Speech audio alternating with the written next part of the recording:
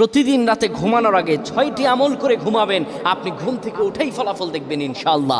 ঘুম থেকে উঠে আল্লাহর কসম করে বলে আপনি ফলাফল দেখবেন। ঘুমাবেন আপনি গুনার বোঝা নিয়ে, ঘুম থেকে উঠে আপনি নিষ্পাপ হয়ে যাবেন ইনশাআল্লাহ, কোনো গুনাহ থাকবে না। যদি প্রতিদিন আপনি ঘুমানোর সময় এই 6টি আমল করে যেতে পারেন, 3বার করে করবেন। 1 নম্বরে যে আমলটি করবেন, কালিমা পড়ে ঘুমাবেন। 2 নম্বরে দুরূদ শরীফ পড়ে ঘুমালে মৃত্যুর পর দুরূদ শরীফ হবে তার জন্য সুপারিশকারী। দুরূদ শরীফ পড়ে ঘুমাবেন, দুরূদ শরীফ পড়বেন। 3 নম্বরে ঘুমের দোয়া পড়বেন। ঘুমের দোয়া পড়ে যদি ঘুমাতে পারেন, সারা রাত ইবাদত করার সওয়াব আল্লাহ আমলনামায় দিয়ে দিবেন।